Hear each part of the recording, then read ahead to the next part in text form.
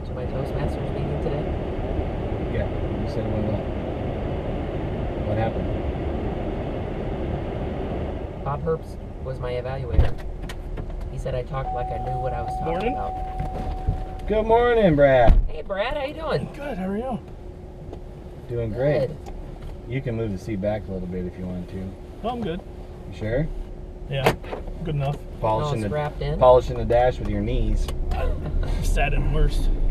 Brad, I have to say, I'm impressed with the jacket. That is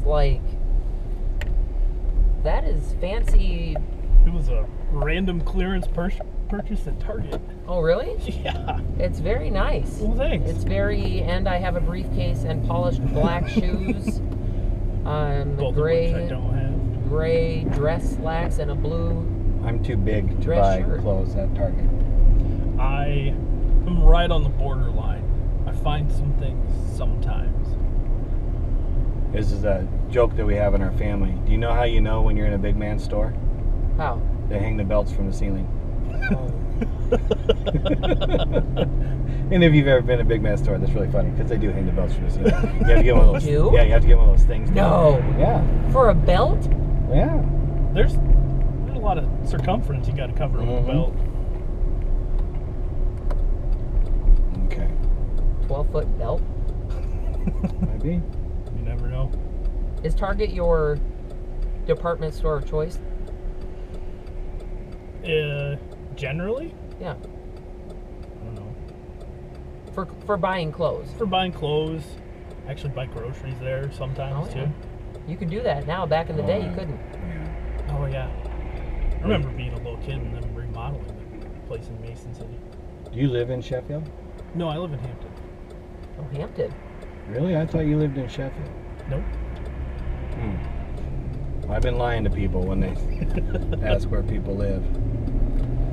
I That's suppose true, there's because worse towns. The majority of IT Was from I Sheffield, think they weren't were they? born and raised in Sheffield. Yeah. Yeah, well, Jim and Butch and Adam. Yeah. Now most of IT lives in Eagle Grove, Yep. which is an oxymoron. I think Joe would even tell you he was born and raised in Sheffield. He'd probably tell us that right now. He probably would. He'd tell you something. Or show us a website he made up of a fake family that was from Thank you. Sheffield. Yes. Like his Do you- citizen's arrest that he gave us. How are things going in your world right now? Pretty well. They're busy. What about outside of Hagee?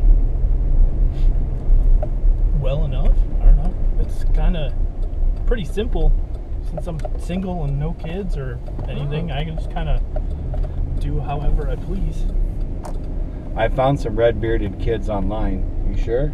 You have no kids? Well, I mean, I have some summer kids. Some are here, some are there. You call them summer kids? Yeah. Oh. So today is Friday, so we have the weekend coming up. What do you have planned for the weekend that would be fun enough to talk about? I'm actually meeting up with my family to celebrate my dad's birthday. Really? Yeah. How old's your dad gonna be? Yeah, I knew you'd ask me. Yep, you're doing the math now. 56-ish? Really? Okay. Somewhere thereabouts. Nice. Are you bringing something for him, or are you to the point now where just your presence there is enough of a gift? It's mostly just the family's presence. I don't Okay. know if I'm quite enough, but throw in my sister and my niece and nephew and my brother, then he's happy. That's exactly what he wanted then. Yeah. And then to sweeten the deal, cooking steaks and whatnot. Perfect. Might as well stand outside when it's really cold. Oh, yeah. It's supposed to be Now, at some point, we're just going to talk about it right now. Okay. You have a different keyboard than everybody else. Mhm. And I've made comments about your keyboard. You cherish your keyboard, and this is your work keyboard, but you said this is nothing compared to my at-home keyboard. Now, I don't want to go all Geeksville on everyone watching this, Okay. but what is the significance of why you need a keyboard different than the rest of us? I don't know if I'd say I need it, but I chose to buy it myself. it's a different kind of switch. So you remember like old IBM keyboards, how they're all like mechanical and real clicky and clacky kind of stuff? That's essentially what my keyboards are now. So the keyboard manufacturers went away from that, and then To make it more smooth. yeah, kind of. But then people actually realized that some of the early stuff was better than this new stuff that they're coming out with. Oh, They like them a little better. yeah. So, Well, that can be used for many things, not just That reminds me Mhm. of a quote that my mother told me one time, and she said, "The older the berry, the sweeter the juice." Really? unless it's old and wrinkly. Right. Or it could be like the browner the banana, the worse it is to eat. Yes. That's another quote. I don't know if your mother said that one or not. Speaking of brown bananas, what degree of banana do you like? Like the really yellow, the just coming off of green, I'm a little the brown? yellow with a few small brown spots Yeah. on it. Because it's pretty sweet Mm-hmm. when it's that way. Do on the skin, not on the banana Yeah, itself. Yeah. on the skin. Yeah. Do you eat the brown spots on the banana? If it's not like real egregious, like if it's not like a big old spot of Or like Brown. oozing? Yeah. Yeah, okay. Real egregious. That's a good word for Toastmasters. I should use. We, not Toastmasters again. We, have seen Newt eat many things. I have actually seen him eat a banana that I would not eat. really. Yeah, and he claims that it's better that way. So I like if- to actually chew my banana a little bit. Yeah, this banana was ready for their nursing home. You just have to just breathe in a little bit, and it was going down. It was so gross. In Newt's defense, though, he did change the way that you eat peanuts. He did. Yes. He eats peanuts in the shell, the entire thing. The He's- entire thing. The entire thing. He says it tastes better. So one night, I attempted to eat one whole. Mm-hmm. We talked about how that was going to mess with our system and stuff like that. But a salted peanut is 100% better It is. with the shell than it is just the peanut. So there's, if you want to crazy as it try, sounds. we have some over in our office. Feel free to come. It's because there's more salt in the actual shell I don't know than what the inside. I don't know what it is. It tastes richer. Yes. Really. Mm-hmm. Yes. Did you, Very, did very you eat much it so. for the extra fiber? Get things moving? That wasn't my intent. I was going mostly for flavor, Mm. but if it has inherent positives, I'm perfectly fine with it. Okay. Men, I have something I'd like to share with you. Okay.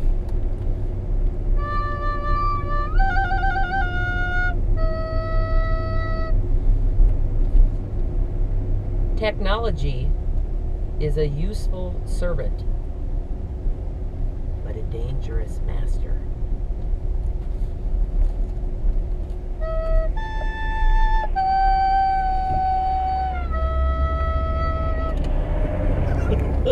What do you think about that?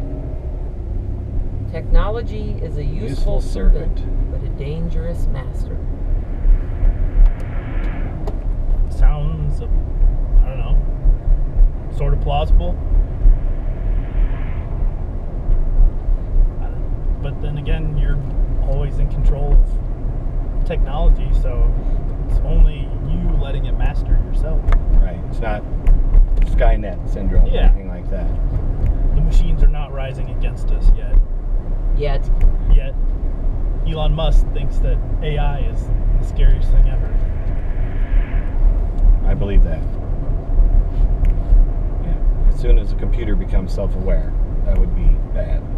Could be very interesting. The technology is a useful servant. I think that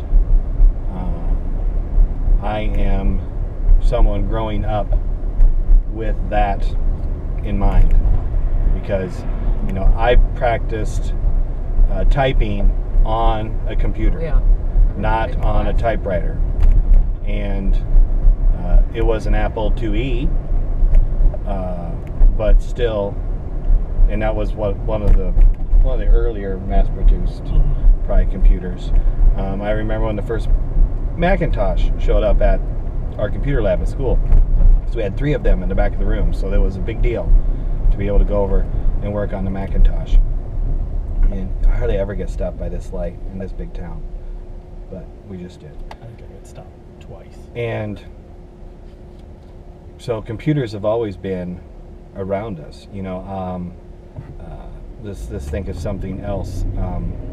The Casio calculator watch. Oh yeah. Oh, Remember when that was a really big deal? yeah. I remember spending my birthday money to buy a Pac-Man watch that allowed you to play a version of Pac-Man, which I don't know why I did this, because I've sucked at every video game I've ever played in my entire life, so I don't know why I did that. Dave Maxheimer, champion Yeah. Miss Pac-Man. I Miss believe. Pac-Man, yeah. Well, Dave's lonely, so Miss Pac-Man filled a void. Oh, that was funny. But you have little things like that. You know, now you have smartwatches that you can receive texts onto, or voice to text is what my watch does. You have Todd in marketing that has the Apple Watch that has all the different programs and stuff on there that you can run. Even our cell phones is a useful tool. You know, it's hard to imagine life without having a computer at your side. It's hard for me to imagine life without hearing the wonderful and poignant quotes that you pull off of Oh, the Chive. the Chive Yeah. every morning Mm-hmm. and share with me. Yeah. And, well, Because the Chive is great for quotes. it's known for quotes, I think. That ain't all it's And random information, Mhm. which is my go-to. Random information Yes. is great. So in the IT team, Mhm. you have a group of, you could either call it eclectic, eccentric group of individuals. Yep. What is the one thing that gels you all together the most? What is that one common thread? And you can't go something easy like we all enjoy computers or something like that. There's got to be something other than that. Because you are a good team, and let's say we needed to expand in our IT department, Mhm. knowledge and love for computers is obviously one thing, but there has to be some underlying stream of something that lights you all up the same. I'm not even really sure there's an easy way to kind of describe it. I mean, there's the common stuff like you were saying, just a love and a passion for technology and making it work better for us and for everyone else that we're serving with in IT. So I mean, it's kind of we're our own like little kind of service department internal. So it's just kind of I'd like to attempt to describe it. Okay, Okay. go ahead. They all have to have the ability to make someone feel like they're doing something wrong, Oh, yes. and they have to have the ability to make people feel as though they're constantly being watched, Mm, but in a nice way. right. You know, they No, always make you just wonder. Hmm. Yeah. They're almost like Scotty, the engineer on Star Trek. You ask him to do something, and it's like, well, can't be done. Can't be done. Mm-hmm. And then, oh, okay, here, I just did that. Mm-hmm. Because they want the gratification or the pat on the back or something along those lines. got to make sure it's worthwhile to you and something that you actually really want The problem to solving. I have a question. do. Mm-hmm. I don't mean to stereotype, but I am going to ask this. Trying to beat us there, or what are you doing? Nope. Go ahead. Yeah, that's the question. Why is it that when a person thinks of someone in IT or that computery person, Mm-hmm. they think of somebody living in the basement of their parents' house? Mm. It's just a common stereotype that But that had to start from somewhere, right? Well, I mean, yeah, there's some truth to it, but It's not. Is? I mean, there's always that one or two weird guys that are hanging out. I mean, if I lived at home, I'd probably be in the basement too. But I mean, it's just kind of a stereotype. If you lived in the basement at home Mm-hmm. and you went on a date with someone, I would never take him home. why? Would you? You'd be ashamed to live in the basement? It's not so much ashamed, but there's a lot of stuff you kind of have to ease into. You can't like go full Monty and just show them everything right away. You gotta ease into it a little bit, so you're not. So the basement would be something that you would want to ease into. Yeah. On what date would you tell them that you live in a basement? I don't know. It'd probably be 10-ish. On the 10th date. Depends on the person and the situation. I mean, it could be sooner or later, but you gotta. If you're at home still in the basement, I mean, you kind of have to. You really got to ease into it, unless you're totally different situation than what I grew up in, and your parents are like real open for everything. Then yeah, it's not something you really mention too much.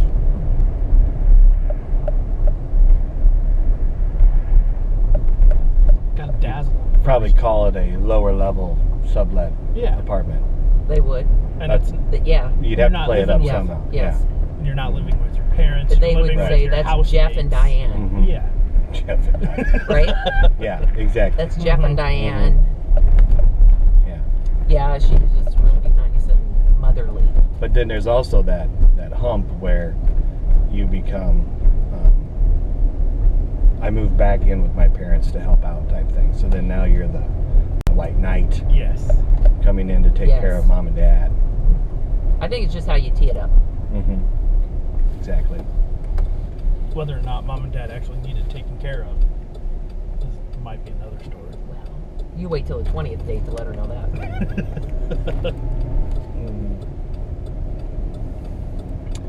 So, have you ever gotten Jim Haggerty back for lying to you about the need for you to dress up and wear a tie to your interview?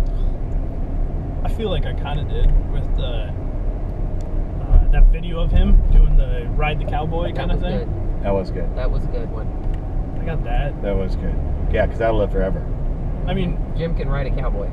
yep. I've got it on my YouTube page, so I can pull it up whenever I need to. Nice. You should send us Yeah. Mm-hmm. send us the YouTube link, and we'll attach it to this Okay. posting so Okay. everyone can see Jim riding the cowboy. Remind everyone, or for those that didn't get to experience it. Mm-hmm. And then, do you think that in the, how long have you been here? 3 years. 3 years. Do you think in the 3 years that you've been with Hagee, it has met the expectations, exceeded the expectations, underwhelmed your expectations as to either what Jim or whoever interviewed you and all that stuff talked about? What would you say there? I'd say it at least met them, if not exceeded them. Okay.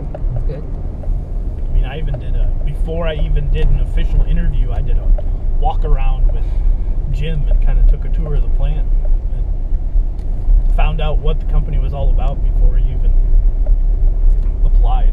So, Really? Yeah. Was this on a weekend, no lights on type thing? No, it was a weekday. Okay. Lights were on. It's always a little interesting when the lights are off and Jim's around. Yes, I would say that's not cool. He slept in a room with one grad already. I'm afraid for myself. Tiedemann? They did, Oh yes, they did the Tony Thank you Robbins for together. continuing Yeah. that sentence. My mind went many different places. Yeah, I suppose. Well, mine went to one place, but You'll have to, Jim will have to explain this, but I'm pretty sure someone jumped up and yelled, "I am Superman," during the middle of that stay. Which is interesting. odd in itself. It happens though. Let's thank you very much for the cruise. Yeah. Thank you. Have a great day. You too. Don't work too hard. Enjoy yourself. I will. Tell Jeff and Diane hi. Okay.